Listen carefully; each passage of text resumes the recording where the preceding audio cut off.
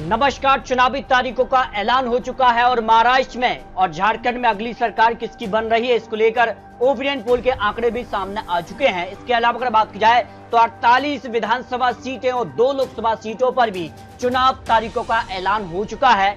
कहां यहां पर सीटें खाली हुई हैं या उपचुनाव को लेकर भी, क्योंकि उत्तर प्रदेश को लेकर भी काफी महत्वपूर्ण माना जा रहा है। राजस्थान, पश्चिम बंगाल, हर एक यहां पर सीट को लेकर महत्वपूर्ण आंकड़े और यहां पर उम्मीदवारों का भी अब ऐलान हो रहा है।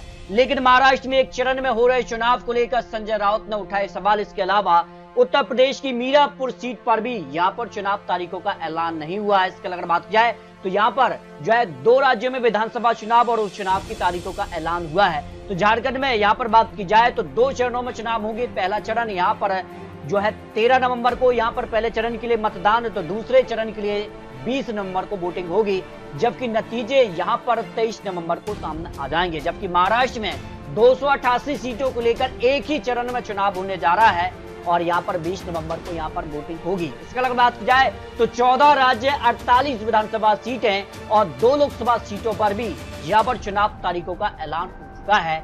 अगर बात की जाए तो यहाँ पर जो है उत्तर प्रदेश की 9 सीटों पर चुनाव तारीखों का ऐलान हुआ है। हालांकि 10 सीटें खाली हुई हैं, लेकिन मीरापुर सीटों को लेकर समाजवादी पार्टी और बीजेपी में अब आमने सामने हो चुकी है तकरार। और यहाँ पर राजस्थान की 7, पश्चिम बंगाल की 6, असम की 5, बिहार की 4, पंजाब की 4, कर्नाटक की 3, केरल की 2 सीटें, मध्य प्रदेश की 2, सिक्किम की 2 सीटें, गुजरात की 1, उत्तराखंड की 1, छत्तीसगढ़ की 1, मेघालय की 1 और 2 लोकसभा सीटें, एक केरल की वायनाड और महाराष्ट्र की नांदेड़ में लोकसभा सीट के लिए उपचुनाव होने जा रहा है।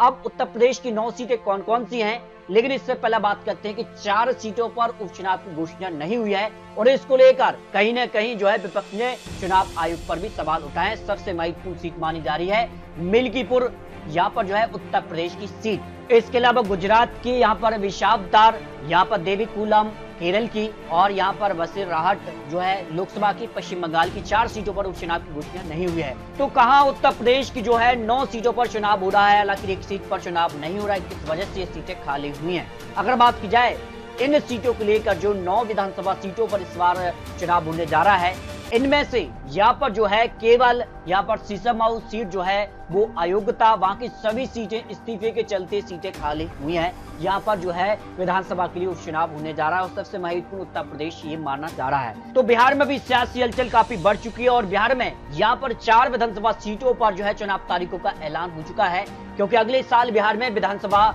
चुनाव होने जा रहे हैं। तो ये चुनाव कहीं न कहीं बिहार के लिए एक सेमीफाइनल की तरह देखा जा रहा है। और इस चुनाव की लेकर बात की जाए तो तरारी सीट जो है वो बकपा माले विधायक है, सांसद बनने से सीट खाली हुई है। रामगढ़ सीट की अगर बात की जाए तो यहाँ पर आरजेडी विधायक है सुधाकर सिंह की सांसद बनने से सीट खाली हुई है।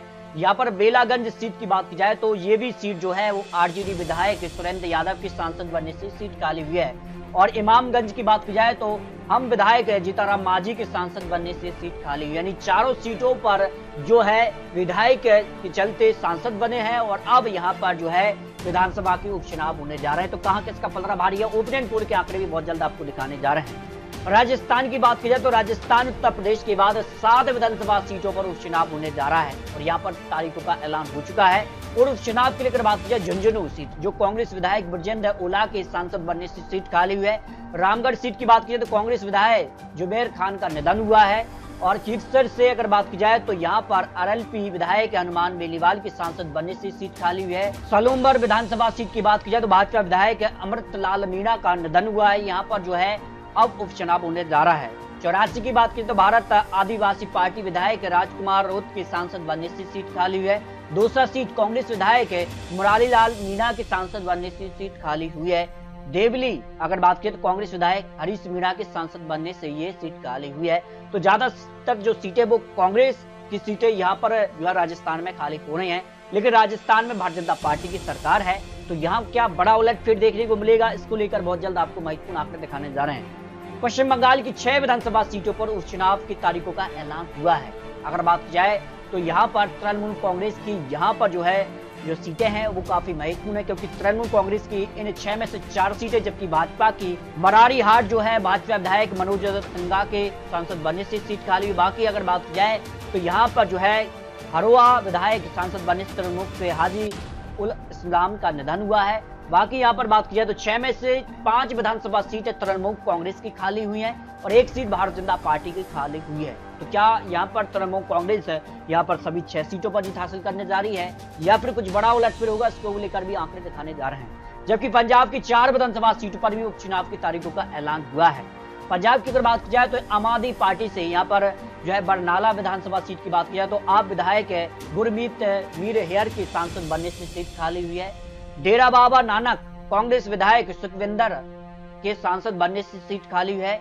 अगर बात की जाए चंपेबाल आप विधायक राजकुमार यहाँ पर जो सांसद बने हैं इस कारण से सीट खाली हुई है। और गिद्धबहा सीट जो है कांग्रेस विधायक अमरिंदर सिंह राजा के सांसद बनने से सीट खाली हुई है। यानी अगर बात की जाए तो यहाँ पर 2 सीटें आम आदमी पार्टी की खाली हुई हैं और 2 सीटें कांग्रेस पार्टी की खाली हुई हैं। तो कांग्रेस और आम आदमी पार्टी में पंजाब में यहाँ पर आमने सामने दोनों पार्टी होंगी। हालांकि इंडिया गठबंधन की बात की जाए तो यहाँ काफी कुछ बदलाव देखने को मिल रहा है।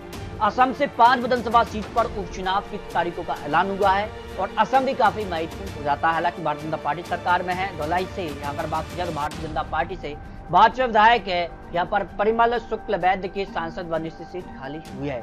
सिद्दीकी से अगर बात की जाए तो यूपीपीएल विधायक के चलते सांसद बने हैं तो इस कारण से सीट खाली हुई है। अगर बात की जाए तो यहाँ पर एजेपी विधायक फणी भूषण चौधरी के सांसद बनने से सीट खाली हुई है। बिहाली से भाजपा विधायक रंजीत दत्ता के सांसद बनने से सीट खाली हुई है। सामगुड़ी से बात की जाए तो कांग्रेस विधायक यहाँ पर करीबुल हुसैन के सांसद बनने से सीट खाली, यानी सभी जो सीटें खाली हुई हैं असम में वो यहाँ पर विधायक के सांसद बनने से सीट खाली हुई है। तो यहाँ पर बात की जाए तो भारतीय जनता पार्टी की 2 सीटें खाली हुई है, कांग्रेस पार्टी की 1 सीट खाली हुई है, 1 सीट यहाँ पर यूपीएल और एजीपी की यहाँ पर सीटें खाली हुई हैं। तो इसको लेकर महत्वपूर्ण आंकड़े दिखाने जा रहे हैं। कर्नाटक भी महत्वपूर्ण हो जाते हैं क्योंकि कर्नाटक में कांग्रेस सरकार में आ चुकी है। कर्नाटक की बात की 3 विधानसभा सीटों पर उपचुनाव की तारीखों का ऐलान हुआ है। चन्नापटना यहाँ पर जेडीएस विधायक एच डी कुमार स्वामी के सांसद बनने से सीट खाली हुई है। अगर बात की सिखगांव से भाजपा विधायक है बसवराज मुंबई के सांसद बनने से सीट खाली हुआ है और संदूर से कांग्रेस विधायक है तुकाराम के सांसद बनने से सीट खाली हुई है। तीनों सीटों पर इस्तीफे हुए हैं, इसके चलते सीटें खाली हुई हैं। और यहाँ पर बात की जाए तो 3 बड़ी पार्टियां जेडीएस, भारतीय जनता पार्टी और कांग्रेस, तीनों पार्टियों की 1 सीट यहाँ पर खाली हुई है। कर्नाटक को लेकर जो आंकड़े सामने आ रहा है। भाई केरल को लेकर बात की जाए तो केरल में भी 3 विधानसभा सीटों पर उपचुनाव की तारीखों का ऐलान हो चुका है और 1 सीट यहाँ पर कांग्रेस पार्टी और यहाँ पर 1 सीट मकबा, यानी 2 सीटों पर मकबा सीटों के विधायक जो हैं वो यहाँ पर खाली हुए हैं, सांसद बने हैं इसके चलते। जबकि अगर बात की जाए देवीकुलम सीट पर यहाँ पर जो है मकबा विधायक है राजा के आयुक्त ठहराए जाने के चलते सीट खाली हुई है। तो यहाँ पर भी काफी महत्वपूर्ण है, लेकिन सीधी टक्कर यहाँ पर जो है मकबा और कांग्रेस में देखने को मिल रही है। इसके अलावा मध्य प्रदेश की भी 2 सीटों पर उपचुनाव की तारीखों का ऐलान हो चुका है। दोनों सीटें महत्वपूर्ण हो जाती हैं। बुधनी सीट की बात की जाए तो भारतीय जनता पार्टी के बड़े गद्दावर नेता पूर्व मुख्यमंत्री शिवराज सिंह चौहान के सांसद बनने से सीट खाली हुई है। और विजयपुर की बात की जाए तो कांग्रेस विधायक रामनिवास रावत की इस्तीफे के चलते खाली हुई है। इससे हुए पहले उपचुनाव में यह भारतीय जनता पार्टी ने कांग्रेस के गढ़ छिंदवाड़ा से जो अमरवाड़ा सीट थी उस पर जीत हासिल की है। तो माना जा रहा है कि दोनों सीटों पर क्या भारतीय जनता पार्टी जीत हासिल करने जा रही है। सिक्किम की 2 विधानसभा सीटों पर उपचुनाव की तारीखों का ऐलान हुआ है। नामची और अगर बात की जाए तो यहाँ पर सोरेंच, यहाँ पर चांगुम जो सीटें हैं, दोनों सीटों की बात की जाए तो एसकेएम विधायक कृष्ण कुमार राय के इस्तीफे चलते सीट खाली हुई है और एसके कुमार, यानी दोनों सीटें एसकेएम की सीटें यहाँ पर खाली हुई है। जबकि गुजरात और उत्तराखंड, मेघालय और छत्तीसगढ़ में 1-1 सीट पर चुनाव तारीखों का ऐलान हुआ है। गुजरात की बाप सीट पर चुनाव के लिए यहाँ पर कांग्रेस विधायक है यहाँ पर ज्ञानीबेन ठाकुर के सांसद बनने से सीट खाली हुई है। जबकि केदारनाथ उत्तराखंड की जो सीट है वो भाजपा विधायक शैली रानी रावत का निधन हुआ है, तो यहाँ उपचुनाव होने जा रहा है। रायपुर शहर दक्षिण छत्तीसगढ़ की जो सीट है वो भाजपा विधायक है यहाँ पर ब्रजमोहन अग्रवाल के सांसद बनने से सीट खाली हुई है। और मेघालय की सीट जो है वो कांग्रेस विधायक सांसद बनने से सीट खाली, यानी ज्यादातर जो सीटें हैं, जो उपचुनाव की सीटें हैं, 48 सीटों में से कई सीटें ऐसी हैं जहां जो है विधायक उन्होंने इस्तीफा दिया है वो सांसद बन चुके हैं। इसके चलते यहाँ पर उपचुनाव होने जा रहा है। तो इस तरह से बात की जाए तो यहाँ उत्तर प्रदेश समेत राजस्थान और बिहार महत्वपूर्ण उपचुनाव के लिए महत्वपूर्ण माने जा रहे हैं। इसके अगर बात की जाए तो यहाँ पर जो है 2 राज्यों को लेकर यहाँ पर जो है काफी महत्वपूर्ण हो जाते हैं, जो कि महाराष्ट्र और झारखंड दिखाई दे रहा है। हालांकि दोनों राज्यों को लेकर यहाँ पर राजनीतिक गलियारों में चर्चाएं तेज हो चुकी हैं। झारखंड में 2 चरणों में चुनाव, तो महाराष्ट्र में 1 चरण में चुनाव होने जा रहे हैं। तो झारखंड में क्या यहाँ पर जो घटनाक्रम देखने को मिला उसके बाद भारतीय जनता पार्टी का पलड़ा भारी नजर आ रहा है। लेकिन महाराष्ट्र में जो लोकसभा चुनाव का नुकसान भारतीय जनता पार्टी को हुआ है, क्या वो विधानसभा चुनाव में होगा या नहीं, इसको लेकर बहुत जल्द आपको दोनों राज्यों को लेकर और 48 विधानसभा सीटों को लेकर ओपिनियन पोल के भी आंकड़े आपको दिखाने जा रहे हैं कि कहां किसका पलड़ा है, कौन चुनावी मैदान में है और किसका कितना पलड़ा जमीनी स्तर पर दिखाई दे रहा है। तो मिलते हैं और लेटेस्ट और महत्वपूर्ण विश्लेषण के साथ, तब तक ले जय हिंद, जय भारत।